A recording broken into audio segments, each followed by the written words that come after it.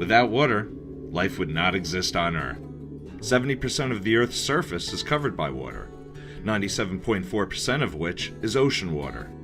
Due to the ocean's salinity, or salt content, it was once believed it was unusable for drinking, agriculture, or industry. However, the ocean's waters store 1,000 times more heat than the atmosphere. More than 300 times the Earth's current electrical needs are in the solar power contained in the upper layers of the tropical ocean. This heat is distributed around the Earth by thermohaline circulation, a virtual conveyor belt of water driven by temperature, wind, and the Earth's rotation. Surface water at the equator is heated by the tropical sun.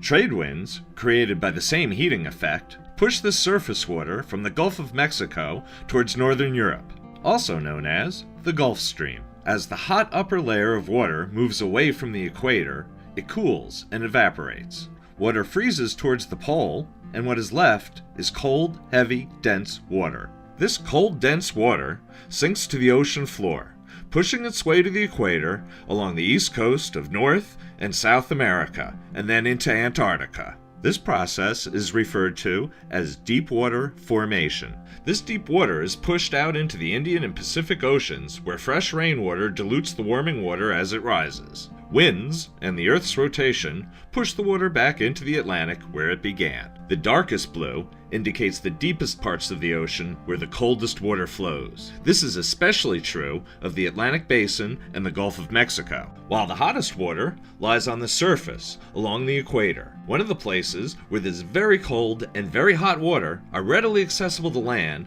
is near the coast of southeast Puerto Rico at Punta Tuna. Less than 2 miles from the shore, ocean depths drop to more than 3,000 feet deep here, deep enough to access the cold 40-degree water just below the hot 80-degree water necessary for ocean thermal energy conversion, or Otec.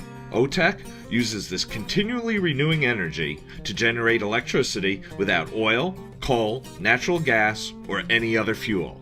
Otec only needs the temperature difference between the hot surface water and cold deep water of the ocean. Ocean thermal energy conversion takes the hot surface water to boil another liquid, like ammonia, which has a very low boiling point.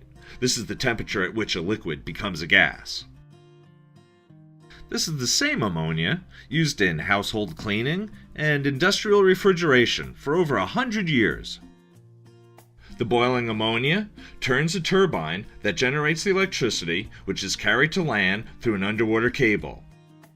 A pipe is used to reach the deep cold water, which is pumped up and used to cool and condense the ammonia back to liquid form. This simple system is installed in an all-weather, hurricane-proof floating platform that also holds the 30-foot diameter pipe that is used to access the deep cold water.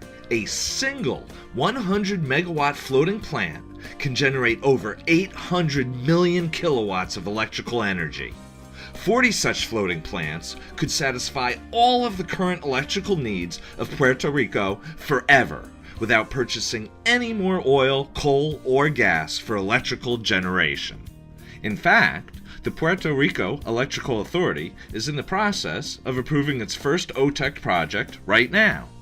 With hundreds of possible locations throughout the Gulf of Mexico, at least 30% of the region's electrical needs could be satisfied, and over 1/3 globally. And Otec doesn't mean just clean renewable energy.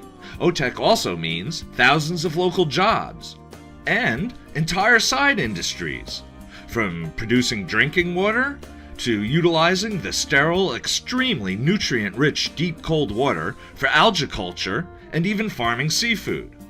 One 100-megawatt plant would also produce enough nutrients to feed 70 tons of shellfish a day.